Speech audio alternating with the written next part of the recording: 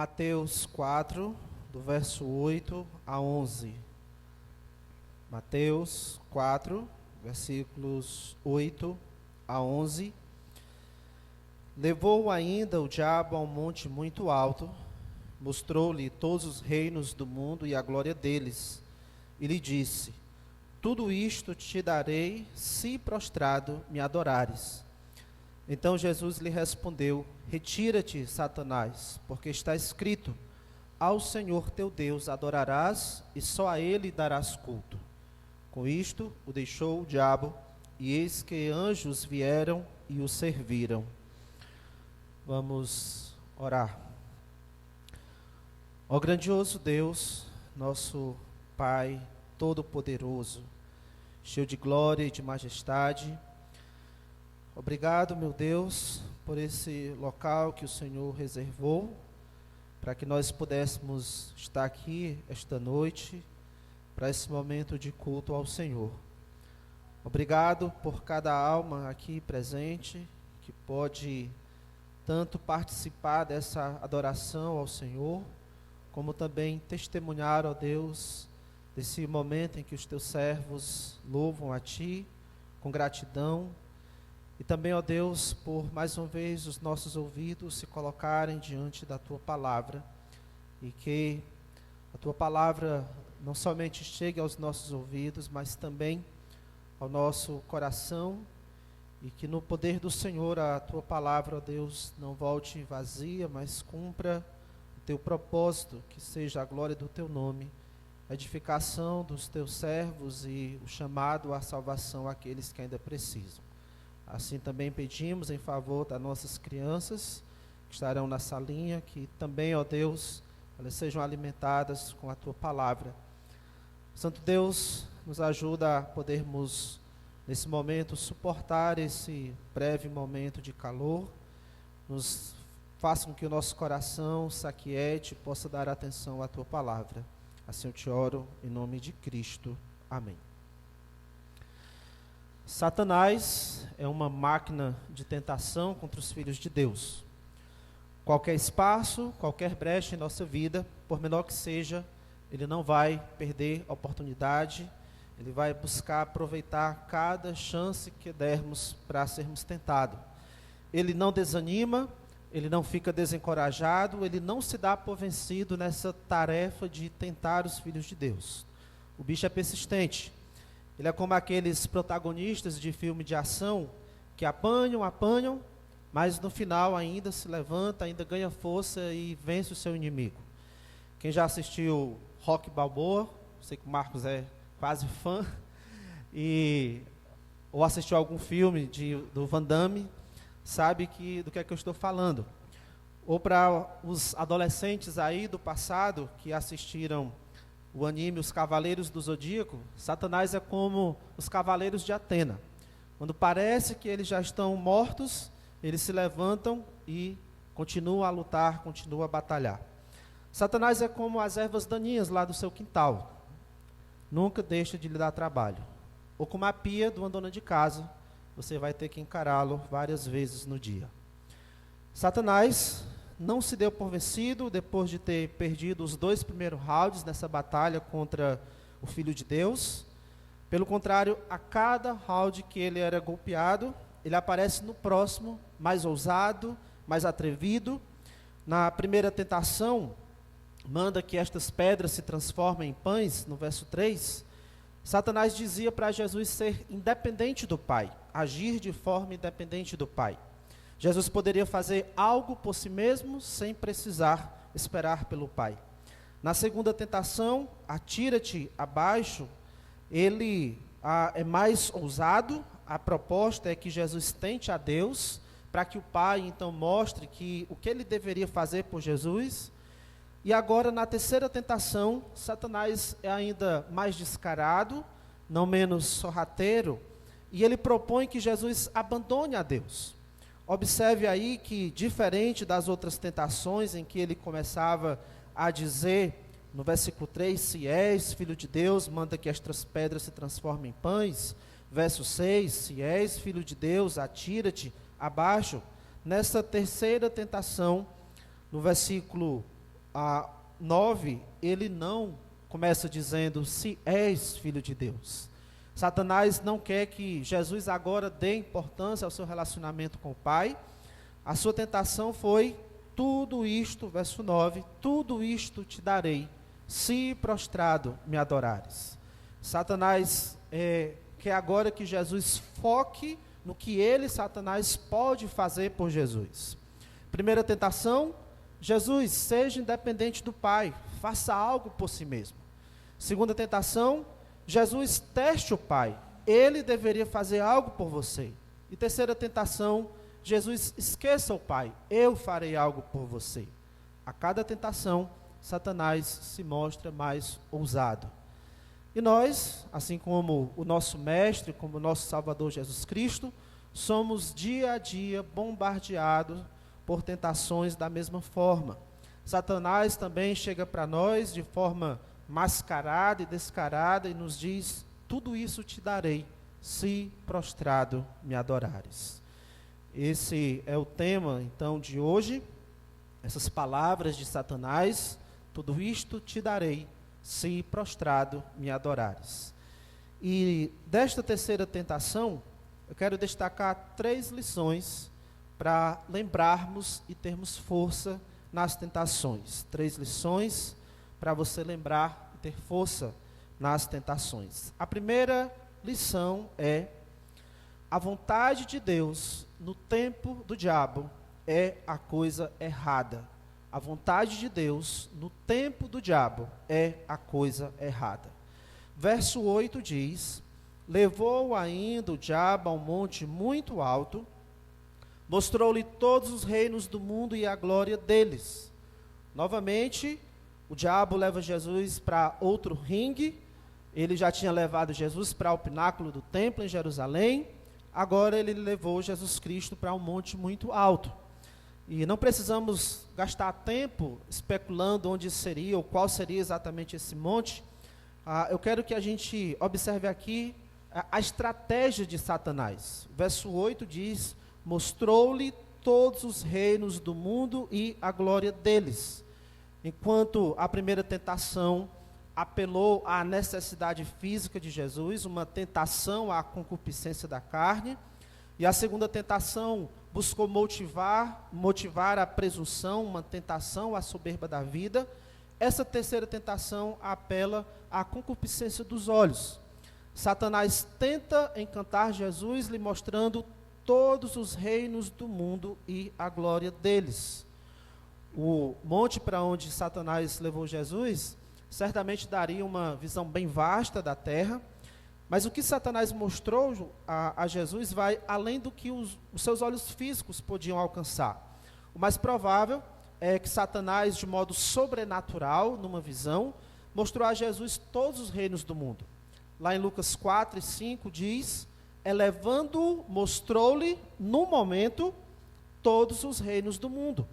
É como se Satanás tivesse aberto o seu Google Fotos sobrenatural diante de Jesus e, de modo rápido, ele mostrou as melhores fotos que ele havia selecionado e passou diante de Jesus as glórias do Egito, as pirâmides, os templos, as bibliotecas, os grandes tesouros. Ele mostrou o poder e esplendor de Roma, a capacidade que esse império ainda tinha de ascensão, de tornar-se mais conhecido, mais poderoso. Talvez ele tenha mostrado a grande Atenas grega, a magnífica Corinto, e certamente ele colocou diante de Jesus a amada Jerusalém e o brilho do templo, porque seria dali que Jesus reinaria sobre o mundo. No momento, todos os reinos do mundo, com as suas belezas naturais, com as suas riquezas, com as suas glórias, foram vistas por Jesus Cristo. Satanás, como um bom vendedor, de forma rápida, apresentou a Jesus o seu produto, as suas vantagens, e para fechar negócio ele disse: tudo isso te darei. E aí, para Jesus e Satanás, que conheciam as Escrituras, Satanás estava oferecendo a Jesus a mesma coisa que Deus Pai tinha prometido. Lá no Salmo 2, versículo 8, Deus Pai diz para o Deus Filho: pede-me, e eu te darei as nações por herança, e as extremidades da terra por tua possessão. Veja bem, Satanás estava oferecendo a Jesus aquilo que era da vontade de Deus que Jesus tivesse. Só é que Satanás iria antecipar esse presente do Pai, sem que Jesus tivesse que sofrer por isso. Na agenda de Deus, antes de receber o reino, Jesus teria que encarar o sofrimento e a vergonha da cruz. Na agenda de Deus, antes de viver como rei, Jesus teria que viver como servo. Antes de ser adorado e exaltado, Jesus teria que ser humilhado, desprezado. Aqui Satanás está oferecendo para Jesus a chance única de ter tudo isso, sem ter que passar por aquele momento angustiante de orar: meu Pai, se possível, passa de mim este cálice.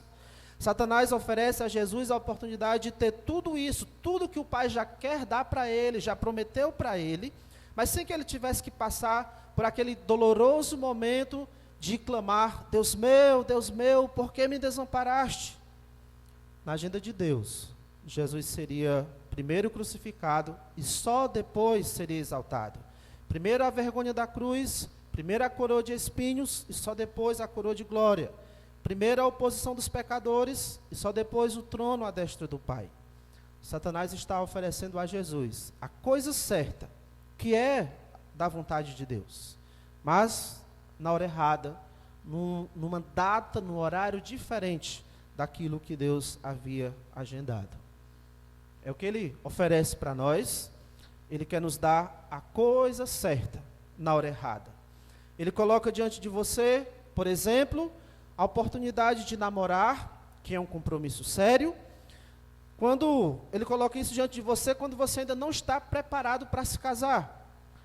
E aí muitos que começam a namorar cedo demais, às vezes antes de serem maiores de idade, acabam entrando num ciclo de começos e términos de namoros com várias pessoas, porque não deixaram para começar a namorar só quando estivessem preparados ou decididos para o casamento. Isso acaba trazendo para a vida dessa pessoa um ambiente para vários pecados. Satanás coloca diante de você a oportunidade de ter relações íntimas antes do casamento, algo que Deus planejou para que o relacionamento físico acontecesse nesse ambiente, dentro do casamento, algo para você desfrutar, mas Satanás, já que você é fisicamente capaz, ou talvez você já está de casamento marcado, ele o tenta para que você apresse as coisas. Deus pode ter planejado para a sua vida a prosperidade financeira, e você, por meio do seu esforço, por meio do seu trabalho, talvez você esteja na direção disso. Mas aí Satanás coloca diante de você a oportunidade de ter ganhos expressivos agora. Se você deliberadamente sonegar impostos, aceitar subornos de políticos, mentir em recibos que você precisa preencher, ou se você prejudicar um colega de trabalho para tomar a vaga dele, ou ser explorador quando cobra por uma prestação de serviço.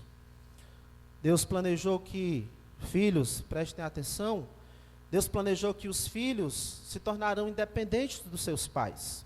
Os filhos, em algum momento, irão sair de debaixo das asas do papai e da mamãe, irão construir suas próprias famílias, mas Satanás, filho, filha, coloca diante de você agora a oportunidade de você ser independente. Basta você ignorar o conselho dos seus pais, basta você desrespeitá-los, basta você desobedecê-los, tratar com desprezo e deixar bem claro para eles que quem manda na sua vida é você. Eu tenho o direito de ser livre, de fazer o que eu quero, e você não tem que palpitar na minha vida. É da vontade do Senhor que um crente se case somente com outro crente. Mas aí Satanás coloca diante de você aquela pessoa legal, que lhe entende, que lhe dá atenção, que tem várias qualidades, trabalhador, trabalhadora, e aí você olha e diz que o único defeito dessa pessoa é que ela ainda não é um crente. Você acredita, Deus nos fez um para o outro, enfim, eu achei a minha alma gêmea. E aí você busca apressar as coisas, começa um tal de namoro evangelístico, com essa pessoa, o seu argumento é que através desse namoro, Deus possa trazer essa pessoa à salvação. Escute, a vontade de Deus no tempo do diabo, isto é, algo que Deus quer lhe dar, quando é buscado na hora errada, é a coisa errada. A vontade de Deus no tempo do diabo é a coisa errada. Satanás coloca diante de nós aquilo que Deus pode ou quer nos dar mais à frente em nossa vida e algo por meio do qual Deus vai nos abençoar, mas Satanás já chega diante dos nossos olhos e diz: tudo isso te darei. Ele apela para a satisfação imediata, instantânea. Aquilo que Deus quer nos dar depois, como uma bênção, Satanás está disposto a nos dar tudo agora em uma bandeja, de forma fácil. Aproveite a oportunidade para você ter agora. Aproveite o momento de liquidação. A maioria dos produtos que compramos pela internet, geralmente vem com essa propaganda e essa emergência. São os produtos que estão nas últimas unidades, são os últimos minutos. Se você às vezes até clica que vai mudar de página e aparece aquela mensagem: se você mudar de página, possivelmente você não vai mais ver esse produto. Não estou dizendo com isso que é errado você comprar pela internet ou aproveitar as promoções. Você pode fazer, inclusive, uma boa economia comprando coisas aí pela internet, mas fique atento com golpistas, com vendedores espertos, porque eles podem lhe vender um produto caro, fazendo você acreditar, pelo calor da emergência ali, que você está comprando um produto barato, ou fazem você acreditar que está precisando agora daquele produto. Quando é para nos fazer pecar, é assim que Satanás procede. Ele nos vende o seu produto como uma emergência, como algo que precisa ser adquirido agora. Nós não podemos deixar essa oportunidade passar. Agora, você que ainda não é um cristão, um crente, quando se trata da salvação da sua alma, Satanás quer que você acredite que dá para esperar mais um pouco.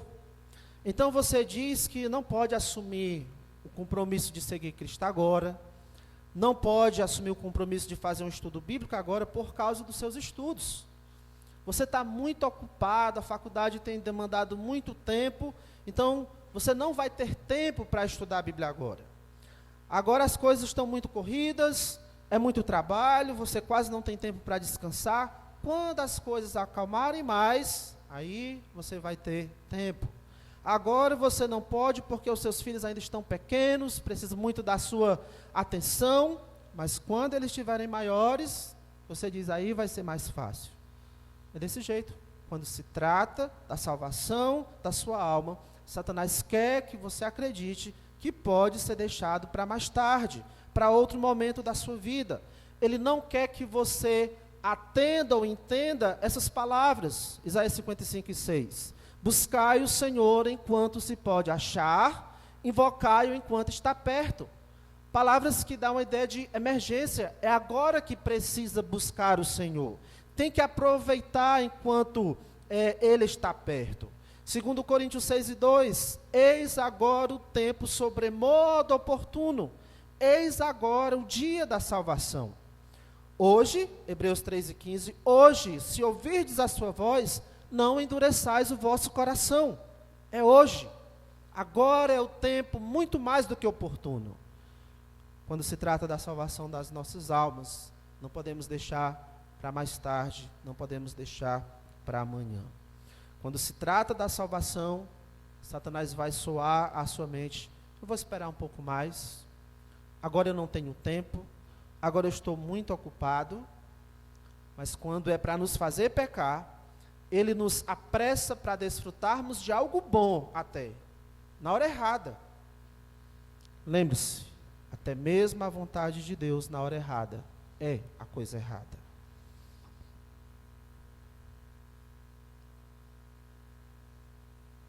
Segunda lição,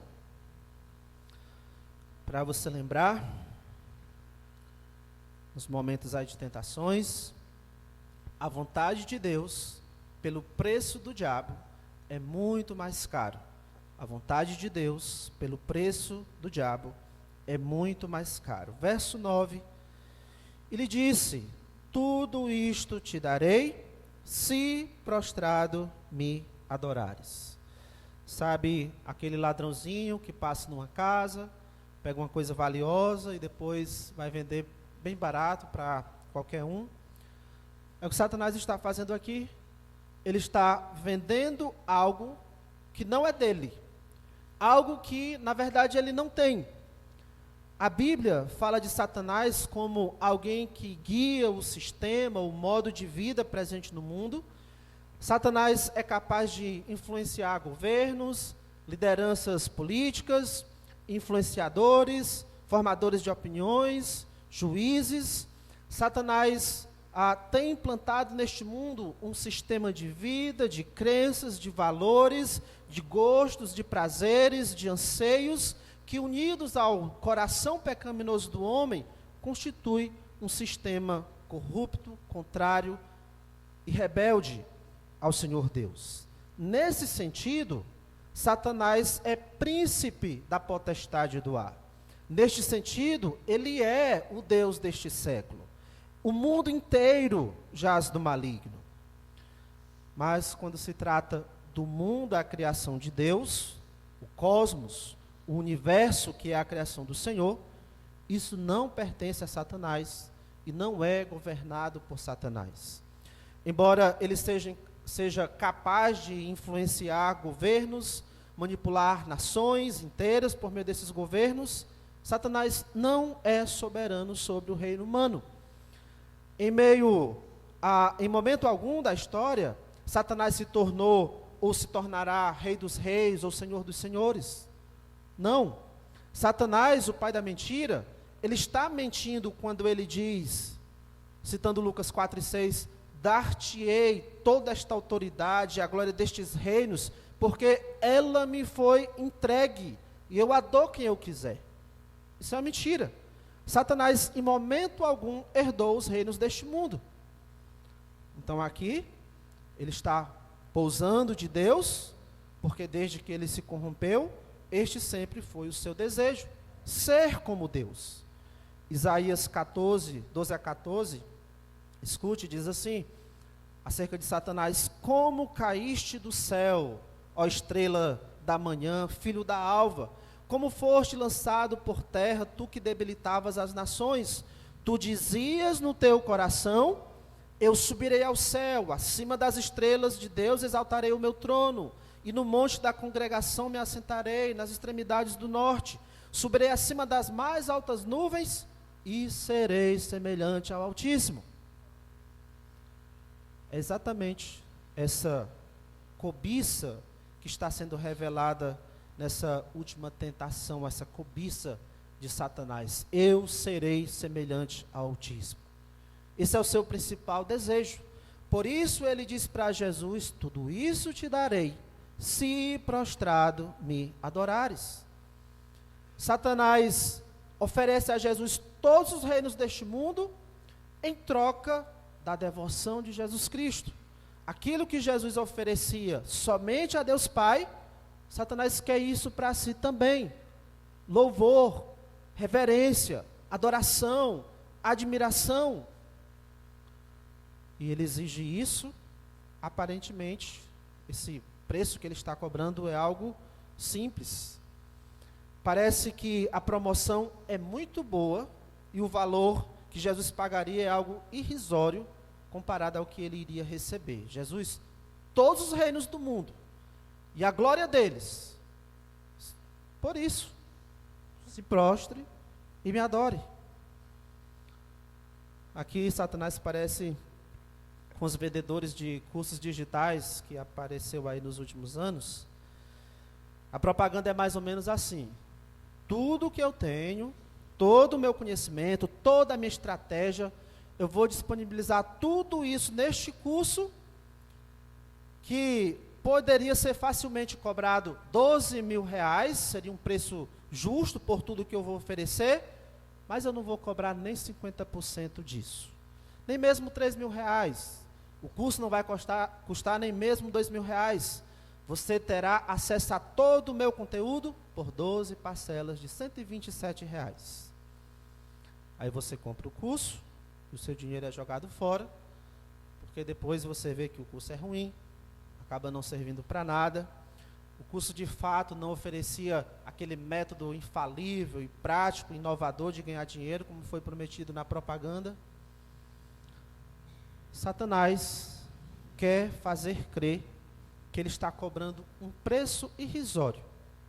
E pior, esse pai da mentira sempre dá infinitamente menos do que ele promete. Como um bom mal político, ele promete picanha, mas dá abóbora. E às vezes nem isso.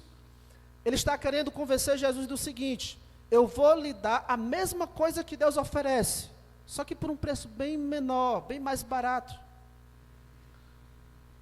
Já imaginou nas consequências eternas, irreparáveis, se Jesus tivesse cedido à tentação?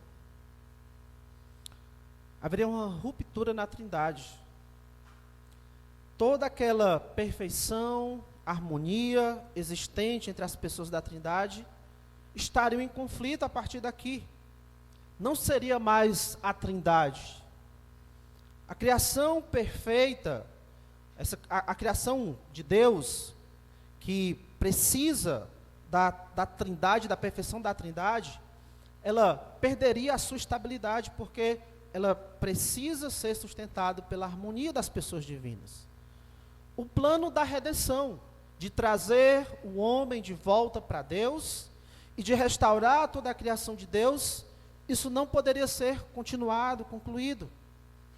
Lá na cruz, por causa dos nossos pecados, por nos substituir, Jesus disse: Deus meu, por que me desamparastes?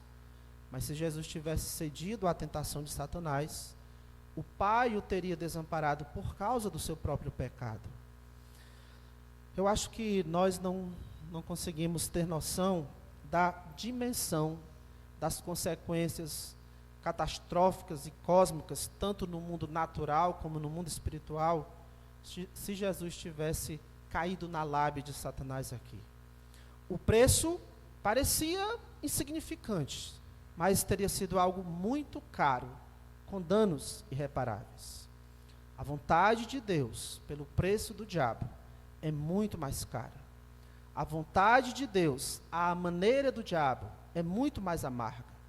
Satanás quer nos enganar, assim como ele fez com Eva, de que Deus está cobrando um preço muito caro, de que Deus está nos privando de coisas boas, de prazeres, de Ele está demorando a nos abençoar, de estar demorando a nos trazer algo.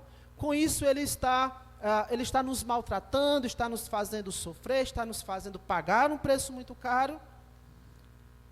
Mas nós sabemos o que aconteceu por Eva ter acreditado na proposta de Satanás. O resultado disso é maldição nesse mundo, é morte nesse mundo. E eu sei que todos nós aqui teríamos várias experiências infelizes para compartilhar, de em algum momento ter achado que ceder a uma tentação não seria tão problemático. Compramos algo que o Senhor planejava nos dar mais tarde, um tempo depois, mas aí aceitamos a proposta de Satanás para logo, e com isso compramos dores, tragédia, dificuldades às vezes que vão nos acompanhar para a vida toda. Você queria um casamento dos sonhos, mas porque foi impaciente, talvez tenha casado com um descrente, ou mesmo com alguém que, dizendo-se irmão, não demonstrava temor a Deus, e agora só você e Deus sabe o que você passa. Você queria que os seus filhos fossem obedientes, tementes a Deus, mas você resolveu criá-los de um jeito mais fácil, sem ter que passar pela dor de disciplinar, de confrontar, de ensinar. Você resolveu criá-los poupando de ouvir não, para não machucar, e talvez hoje você viva com medo, com receio do seu adolescente ou do seu jovem, com medo que ele grite e lhe maltrate. Você não quis dizer não, não quis disciplinar, achando que isso seria uma demonstração de amor, e hoje é você que ouve não dos seus filhos, que vive como se fossem refém dos desejos dele. Você queria ter uma casa aconchegante, bem mobiliada, então você se apressou e fez várias contas, e agora vive sufocado com as finanças. Você queria que o seu trabalho, o seu empreendimento desse certo, mas resolveu dar uma alavancada, uma acelerada nos seus negócios com a desonestidade. Em algum momento, você vai comer o prato amargo da desonestidade. Irmãos, a vontade de Deus, pelo preço do diabo, é muito mais cara. A vontade de Deus, pelo preço do diabo, não glorificará a Deus e nem vai trazer bênçãos para a sua vida. E a última lição, a vontade de Deus, no tempo de Deus, é sempre melhor. A vontade de Deus, no tempo de Deus, é sempre melhor. Verso 10, Mateus 4:10.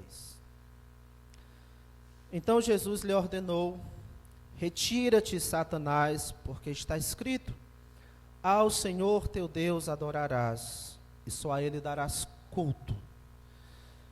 Mais uma vez, Jesus usa a espada do Espírito contra Satanás. Agora ele usa Deuteronômio 6 e 13, todas as referências que Jesus usou foi usando o Deuteronômio. Satanás agora tinha ido longe demais, sua proposta tinha sido absurda, e juntamente com uma referência bíblica, Jesus ordena que ele se retire. Verso 6, retira-te, Satanás. Satanás queria que Jesus se curvasse diante dele, que prestasse adoração, que Jesus se tornasse o seu servo, mas no fim Satanás é que teve que se submeter a Deus. No fim, Jesus é quem tem toda a autoridade. E por isso, quando Jesus disse no verso 10, retira-te, Satanás, no verso 11 diz, com isto deixou o diabo. E aqui teria muitas observações que nós poderíamos fazer aqui, de grande importância e necessárias até, como por exemplo, meditarmos um pouco que somente o Senhor Deus deve ser adorado, que a nossa devoção não pode ser dividida entre Deus e outros deuses. Poderíamos novamente observar com que precisão Jesus usou as Escrituras e como nós também devemos manejar a palavra da verdade. Poderíamos tomar um pouquinho de tempo para considerarmos que Jesus agora pôde rejeitar essa proposta absurda de Satanás por causa dos passos que ele já vinha dando antes. Jesus pôde agora resistir mais essa tentação, porque ele já vinha dando um basta nas demais tentações. Se Jesus tivesse cedido àquelas tentações que pareciam ter um impacto menor, certamente ele não teria resistido a essa tentação que teria um impacto maior. Porque depois que você coloca os pés no caminho escorregadio, é mais fácil você permanecer em pé. E Jesus Cristo em nenhum momento colocou seus pés nesse caminho escorregadio. Além disso, seria muito precioso também pararmos para entender que Jesus seria incapaz de pecar.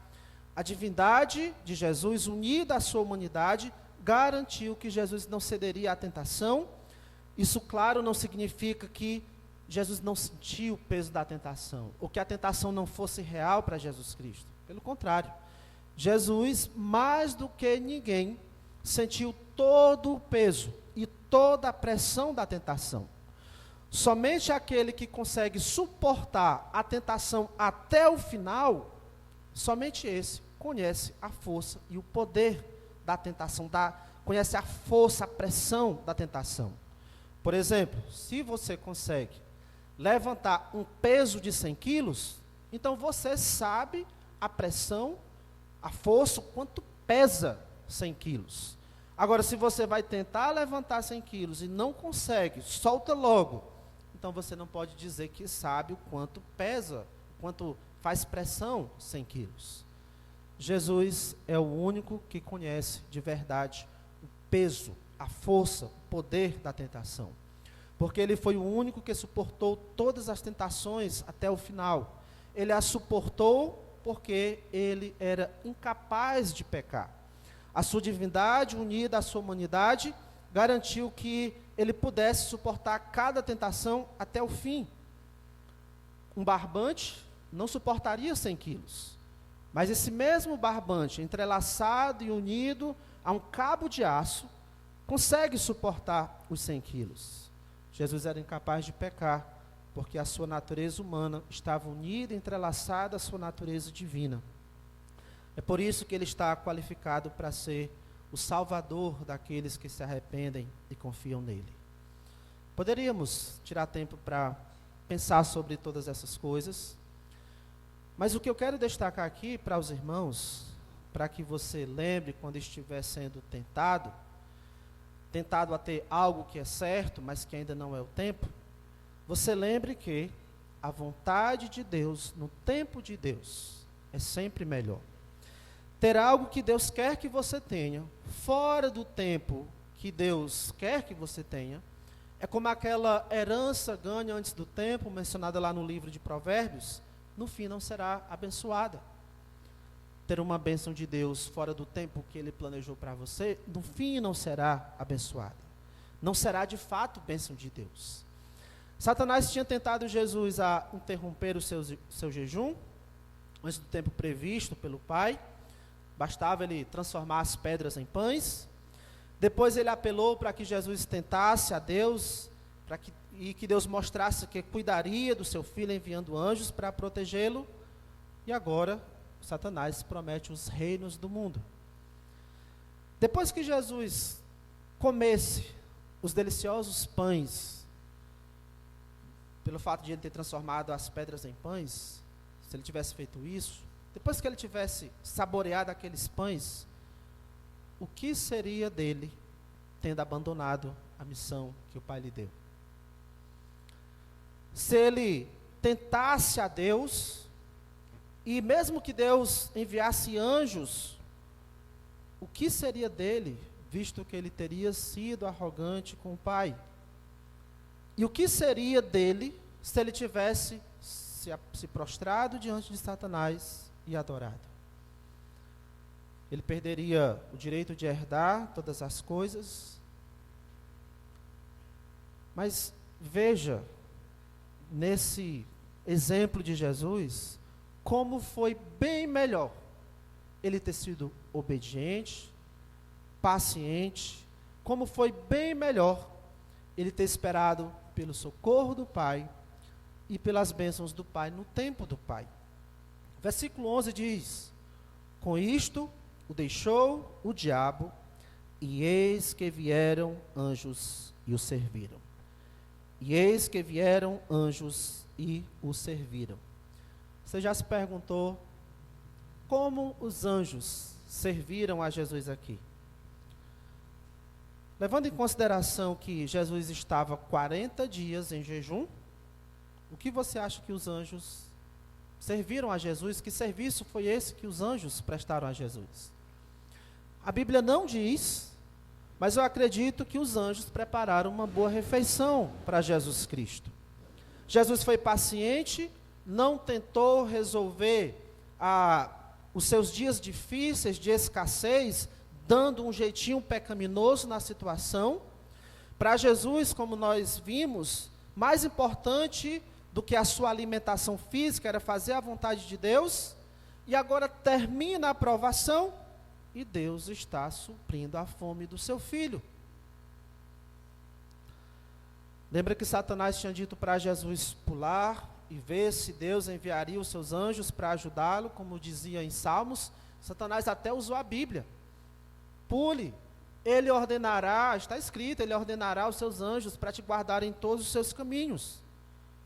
Jesus não precisava fazer algo extraordinário, nem apelar para que o Pai fizesse algo extraordinário para ajudá-lo. E agora, no fim da provação, quem Deus envia para cuidar de Jesus? Os anjos. Eis que vieram anjos e o serviram. E a história continua.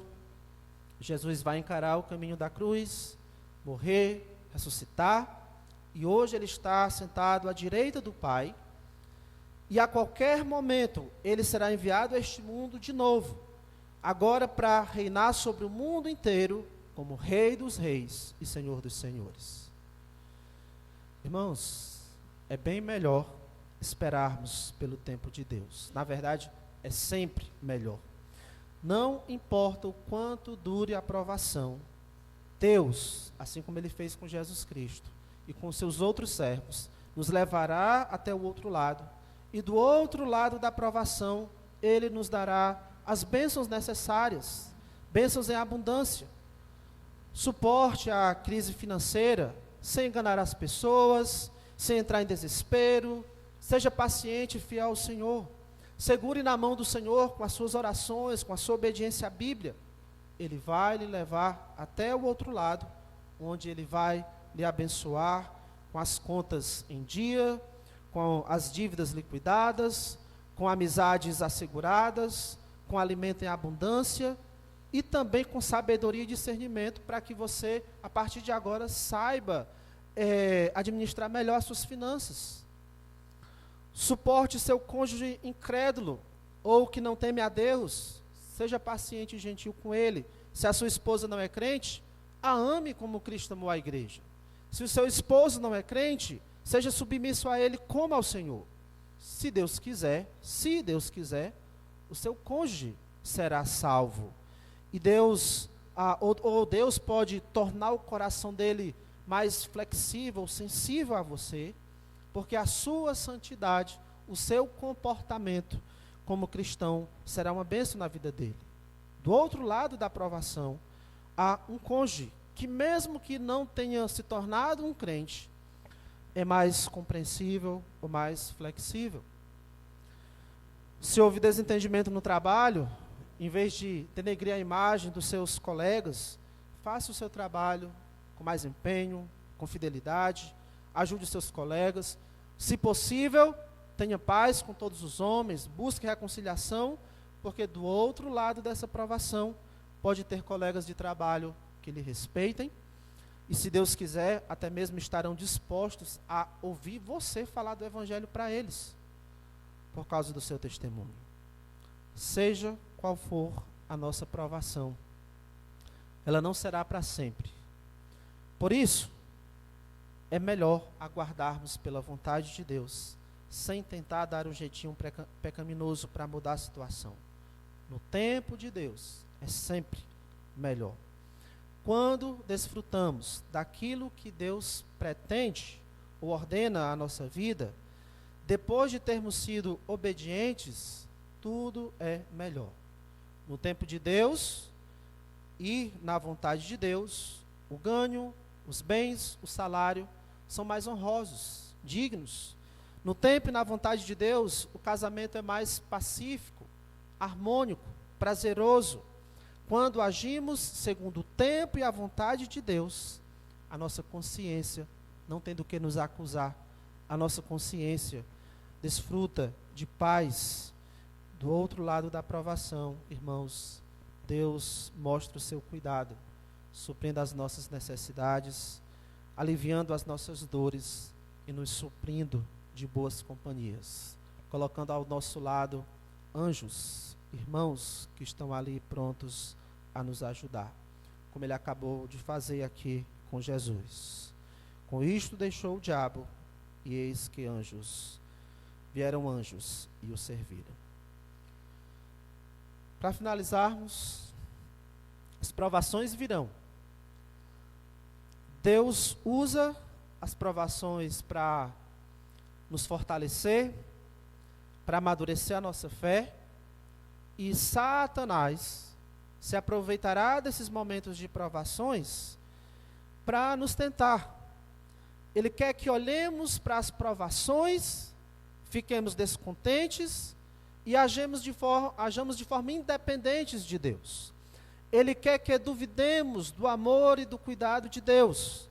Ele nos tentará para que experimentemos a Deus, para que fazemos teste, se Deus vai de fato nos atender ou não.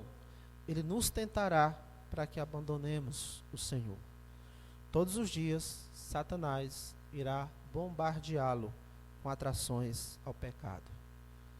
E aí, diante dessas tentações, vai ajudar muito se você lembrar que a vontade de Deus no tempo do diabo é a coisa errada. A vontade de Deus, pelo preço do diabo, é muito mais caro. A vontade de Deus, no tempo de Deus, é sempre bem melhor. Oremos. Amado Deus, nossas vidas estão nas Tuas mãos. E assim como o Espírito Santo guiou Teu Filho Jesus Cristo para o deserto, o Senhor também muitas vezes nos leva a desertos, a períodos de provações. Satanás nos rodeia e está sempre procurando uma oportunidade para nos devorar. E ele é mais ousado quando nós estamos passando por provações, quando a nossa fé está sendo testada. Ele nos ataca de tantas maneiras. Obrigado pelo socorro, pelo amparo, pela força que nós temos do Senhor.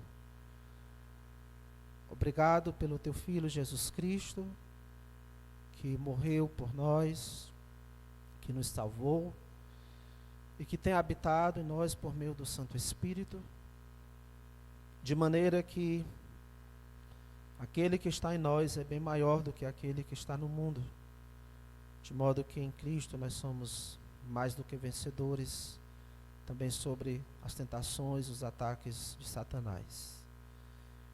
Amanhã, talvez logo depois daqui, seremos tentados de uma maneira ou de outra.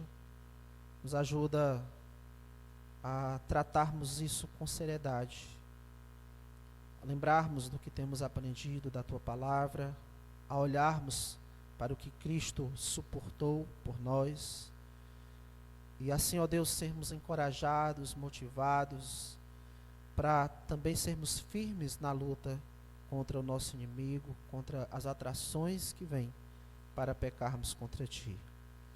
Senhor, nos guarda do maligno, não nos deixe cair em tentação. Em nome de Cristo, assim eu oro. Amém.